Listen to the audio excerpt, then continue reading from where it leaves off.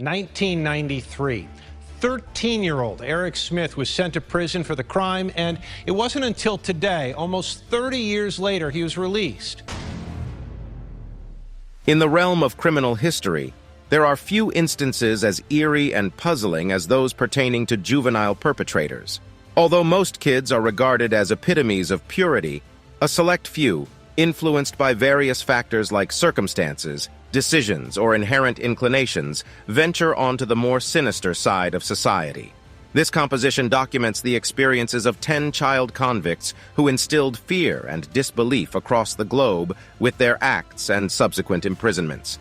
Their narratives not only question our perception of childhood, but also highlight the intricate aspects of human conduct. Number 1. Graham Young, the teacup poisoner. The ancient civilizations had a strong fascination with poisons, with stories of political murders and secretive killings involving deadly mixtures. However, in 20th century Britain, a teenager named Graham Young unexpectedly became a passionate follower of this outdated method of murder, earning himself the chilling nickname, the Teacup Poisoner. Graham Young was born in North London in 1947, and his early life was marked by disruptions within his family. The premature death of his mother when he was a young child left a void, and his subsequent upbringing by an uncaring father and stepmother may have contributed to his growing detachment. From a young age, he showed an eerie interest in poisons, with a particular love for antimony, a toxic metallic element. By the age of 14, Graham had begun his malevolent experiments. He started with small doses of poison given to his family members, carefully observing the symptoms. This dark pastime escalated, resulting in the severe illness of his sister, father, and stepmother. However, it was the death of his stepmother, Molly, that marked the peak of his initial ventures into poisoning. Although suspicions were raised, especially by his chemistry teacher who found a disturbingly thorough essay on poison, the true nature of his actions remained hidden. Graham only became undeniable when he started targeting his schoolmates and school staff. Several of them became seriously ill, and upon investigation, traces of antimony were found in their systems. Graham was arrested in 1962, and, during police interrogations, he not only confessed to the recent poisonings but also admitted to murdering his stepmother.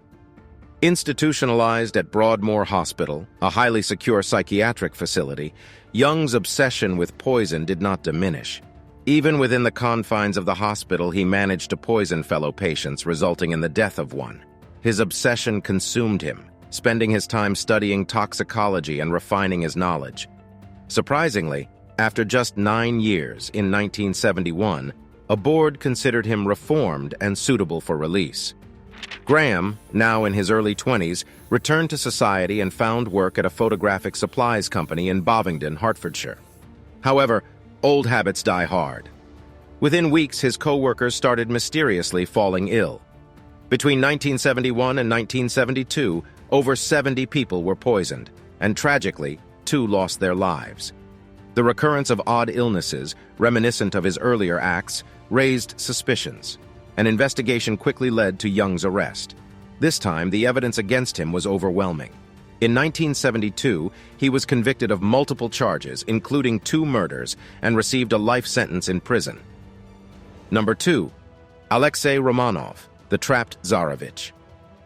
The story of Alexei Romanov is deeply rooted in Russia's history, encompassing political intrigue, family connections, and a young boy thrust into the midst of a revolution. Born in 1904, Alexei was the youngest and only son of Tsar Nicholas II and Tsarina Alexandra of Russia. His birth was widely celebrated as it marked the continuity of the Romanov dynasty, which had ruled over Russia for over 3 centuries. However, this joy was short-lived. Alexei was diagnosed with hemophilia from a young age, a life-threatening condition that prevented his blood from clotting properly. This inherited disorder, known as the royal disease, was traced back to his mother's lineage, which included Queen Victoria of England. As a result, Alexei's life was fragile, plagued by frequent injuries and excruciating pain. His desperate parents sought help from Grigory Rasputin, a Siberian mystic believed to possess the power to alleviate Alexei's symptoms. This connection, however, sparked controversy. Rasputin's growing influence over the royal family, particularly the Tsarina, became highly contentious among the Russian nobility and the general population. Many viewed him as a malevolent figure, accusing him of exploiting the royal family for personal gain. Simultaneously, outside the walls of the royal palace, Russia was undergoing significant social and political transformations. Economic hardships, military defeats in World War I, and a rising discontentment among the citizens towards the autocratic rule of the Romanovs contributed to a climate ripe for revolution. By 1917, the Bolsheviks, led by Vladimir Lenin, were gaining momentum and urging for the overthrow of the Tsar. Amidst this political upheaval, the Romanov family was placed under house arrest, initially in the Alexander Palace in Tsarskoye Selo and later in Tobolsk, Siberia. Alexei, despite his royal status, was now a prisoner. The once anticipated future leader of the powerful Russian Empire found himself confined with his family in increasingly dire conditions. Number 3. Lionel Tate, wrestling gone wrong. In 1999, a seemingly ordinary incident took a dark turn in a Broward County, Florida home that captured the nation's attention. 6-year-old Tiffany Unick was tragically found dead after playing with 12-year-old Lionel Tate, who was a friend of the family. The initial belief of an accidental tragedy changed when it was discovered that Tiffany's death was the result of prolonged abuse, as indicated by her severe injuries. Lionel's version of events was disturbingly simple. He claimed they were wrestling, mimicking moves from television. However, the medical examiner's report painted a different and shocking picture. Tiffany's injuries were not caused by a single wrestling move gone wrong. They indicated a sustained beating. The list of injuries was horrifying and included a damaged liver, a broken rib, internal bleeding, and numerous bruises covering her small body. The key question was his intention. Did Lionel genuinely believe that he was engaged in harmless play, unaware of the severe harm he was causing? Or was there a darker intent behind the assault, revealing deeper psychological issues? These questions became central during the subsequent legal proceedings. The severity of Tiffany's injuries led the state to charge Lionel as an adult with first-degree murder. This decision divided opinion. Many believed that a child, especially one as young as Lionel, could not fully understand the consequences of his actions. Others argued that the gruesome nature of Tiffany's injuries justified a full trial, regardless of the perpetrator's age. Lionel's defense team portrayed the incident as a tragic accident, highlighting his youth and the influence of violent media.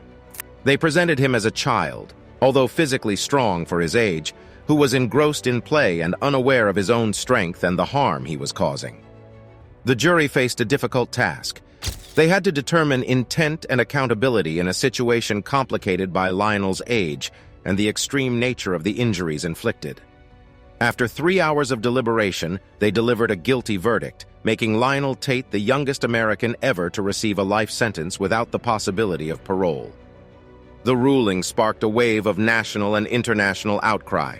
Legal experts, advocates for children's rights, and the general public grappled with the consequences of imprisoning a child for life, particularly when there was no clear evidence of malicious intent. Number 4. Amarjit Sada, India's youngest serial killer.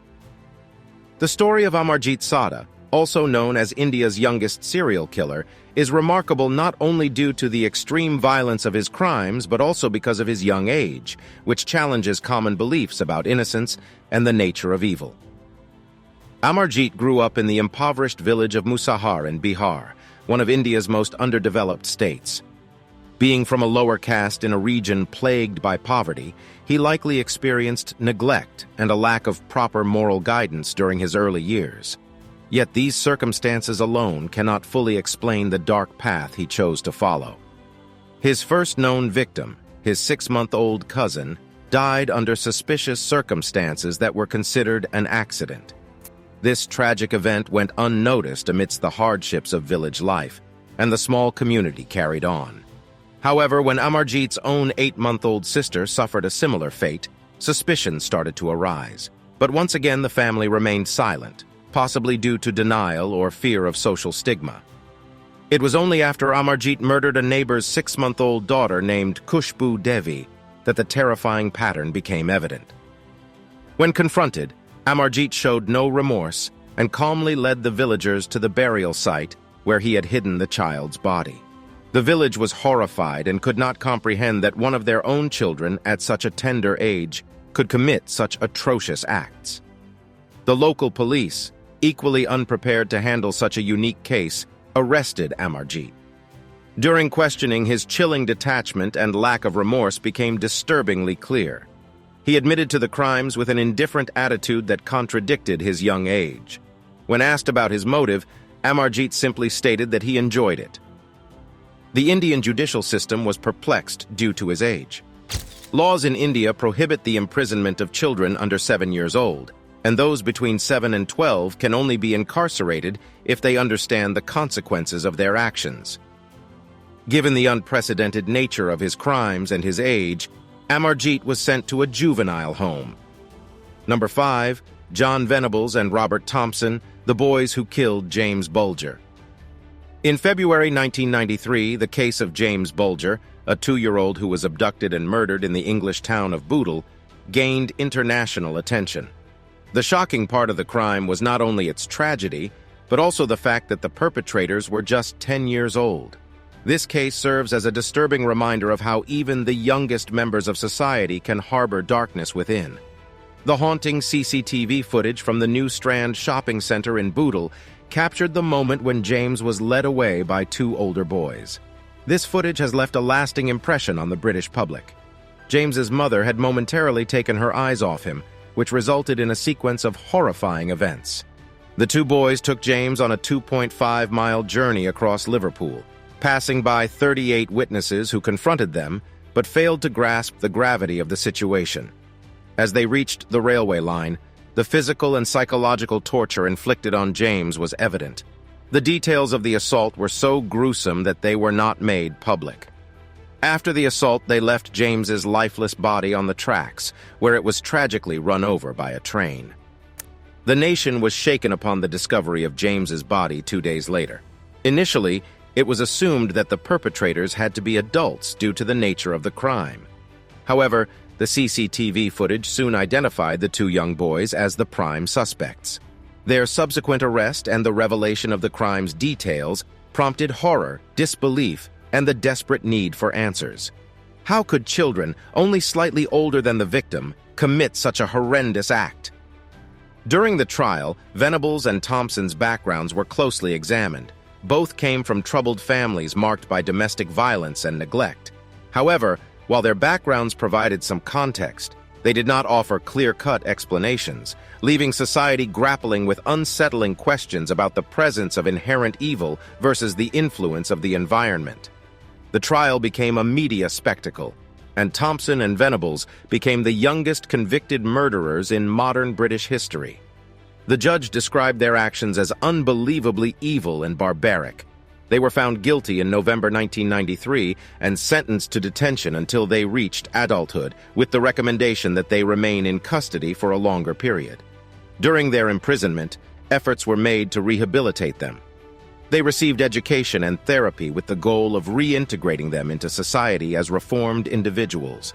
In 2001, after 8 years, Venables and Thompson, now adults, were released with new identities to protect them from potential revenge. Number 6. Mary Bell, the Tyneside Strangler. In the late 1960s, the name Mary Bell struck fear in working-class neighborhoods of Newcastle upon Tyne. She became one of the most disturbing child criminals in British history, not just because of the nature of her crimes, but also because she was so young. When children commit horrifying acts, society is forced to confront challenging questions about innocence and evil. Mary Florabelle was born in 1957 and grew up in a turbulent family environment. People later debated whether the scars of her neglected and allegedly abusive early years played a role in the horrors she would later commit. At the age of 11, Bell was responsible for the deaths of 2 young boys in Scotswood, a suburb of Newcastle. In May 1968, the body of 4-year-old Martin Brown was found in an abandoned house, initially believed to be an accident. A few weeks later, 3-year-old Brian Howe was discovered dead with clear signs of violence.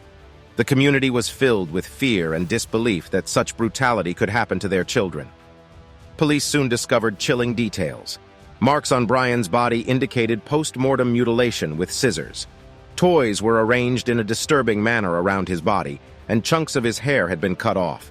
The act itself and the macabre staging horrified investigators. Mary and her friend Norma Bell, no relation, became the prime suspects. During interrogations, Mary's disturbing detachment and lack of remorse became apparent. This emotional disengagement, along with incriminating evidence, led to her conviction. Norma, portrayed as a more passive accomplice under Mary's influence, was acquitted in December 1968. Mary Bell was convicted of manslaughter due to diminished responsibility. The court and psychiatric evaluations concluded that she exhibited classic signs of psychopathy. As her disturbing diary entries were read aloud, describing her desire to harm people and the satisfaction she derived from it, the courtroom grappled with the contrast between her youthful appearance and her malevolent intentions. During her incarceration, Mary Bell underwent rehabilitative efforts. The criminal justice system sought to reform, rather than solely punish, a child displaying psychopathic tendencies. She was transferred to different institutions over the years, where she received education, counseling, and attempts to create a semblance of normalcy. Number 7. Eric Smith, the red-headed killer. In the summer of 1993, the peaceful town of Steuben County, New York experienced a horrifying event when a 4-year-old boy named Derek Roby was found brutally murdered in a wooded area near a local park. The entire community, as well as the nation, was shocked to discover that a 13-year-old boy named Eric Smith was responsible for this gruesome act. Derek, a lively and innocent young boy, was on his way to a summer program at the park when tragedy struck. During his walk, he encountered Eric Smith, which ultimately led to his untimely death. Eric Smith was an unusual figure in the community, largely due to his noticeable bright red hair and freckles, which made him a target for bullies at school. Additionally, his erratic mood swings and known history of animal cruelty raised concerns among family and acquaintances. Nevertheless, no one could have imagined the depths of darkness he possessed, capable of committing such a horrific crime. The murder itself was chillingly brutal, with Eric luring Derek to a secluded area where he proceeded to strangle, beat, and ultimately kill the young boy. The details that emerged during Eric's confession and subsequent trial were difficult for anyone to comprehend, given his young age. As the trial progressed, the focus naturally turned towards Eric's mental state. Questions arose as to whether he was a product of his environment, shaped by bullying and a troubled home life, or if there was an inherent, sinister aspect to his psyche. Expert witnesses presented during the trial suggested a combination of both factors. Eric was diagnosed with intermittent explosive disorder, which is characterized by severe bursts of anger, often triggered by seemingly minor incidents. The defense argued that Eric's actions, though undeniably cruel, were the result of his psychological disorders. However, the prosecution emphasized the calculated and brutal nature of the crime, labeling Eric as a threat to society. Number 8. Jasmine Richardson, the young love murderer. In 2006, the peaceful town of Medicine Hat in Alberta, Canada, experienced a shocking crime that was hard to believe, especially given the age of one of the main culprits. Jasmine Richardson, who was just 12 years old, and her 23-year-old boyfriend, Jeremy Steinke, worked together to plan and carry out the brutal murder of her family. Their motive appeared to be their forbidden love, but their relationship faced many challenges besides their 11-year age difference. Jeremy, who identified as a werewolf and lived a gothic lifestyle, was seen as a negative influence on young Jasmine. As their relationship grew deeper, their rebellious and defiant behavior intensified, particularly in the conservative town of Medicine Hat. Alarmed by their daughter's increasingly severe behavior and her connection to Jeremy, Jasmine's parents tried to intervene. They forbid the relationship, hoping to guide their daughter back onto a more conventional path. However, their actions had the opposite effect. Feeling trapped and desperate, the young couple began plotting the unimaginable, the murder of those they saw as barriers to their love. This tragic event occurred on an ordinary day in April 2006 and left a haunting scene behind.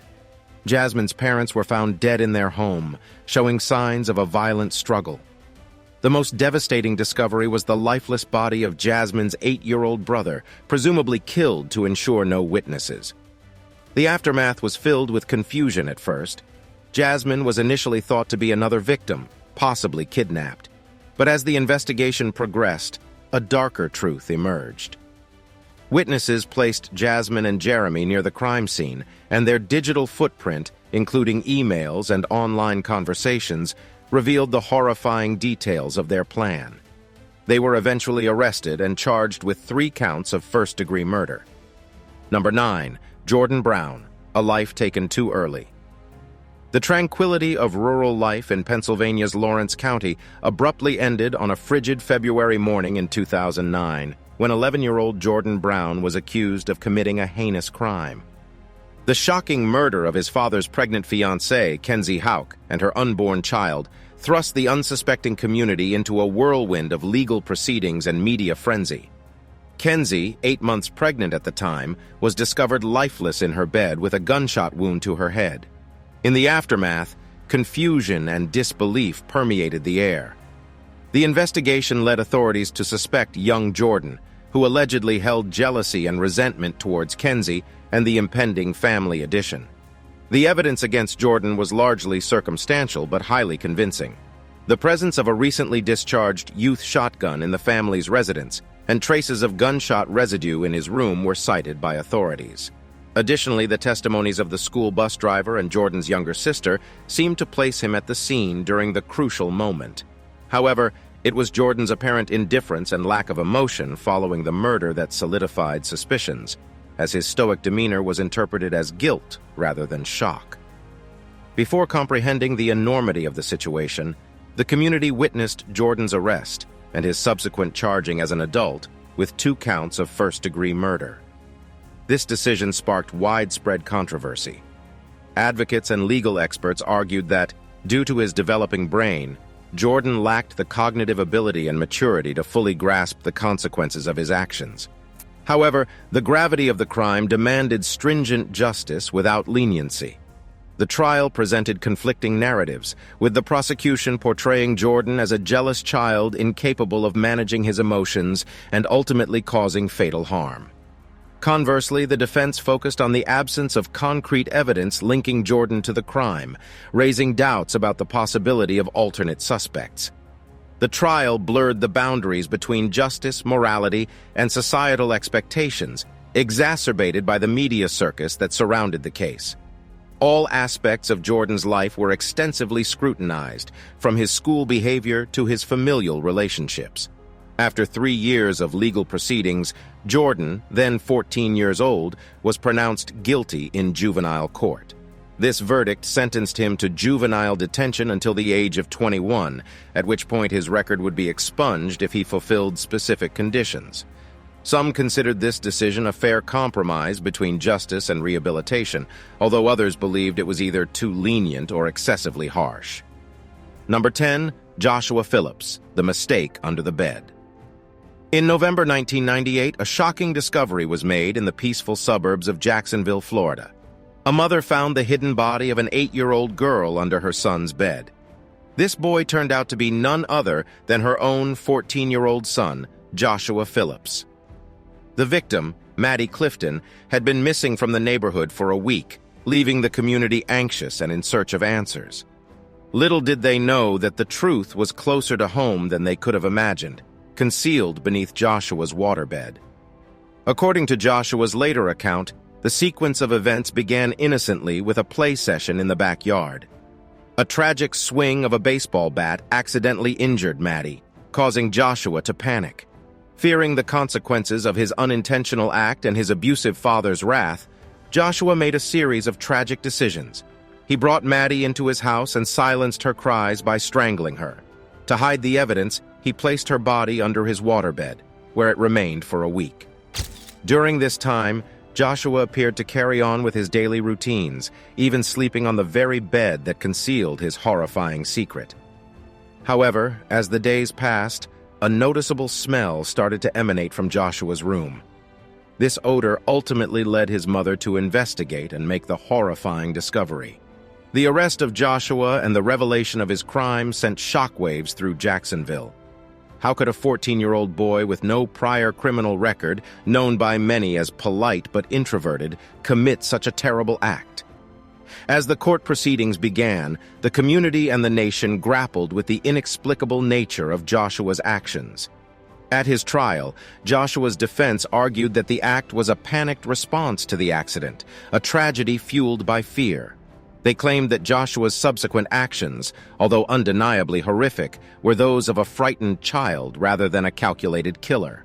However, the brutal nature of Maddie's death and the week-long concealment of her body made it difficult for sympathy to be elicited. The prosecution pushed for Joshua to be tried as an adult, emphasizing the severity of his actions. They painted a picture of a calculated act that went beyond mere panic. The jury agreed, and Joshua was found guilty of first-degree murder. He was sentenced to life in prison without the possibility of parole.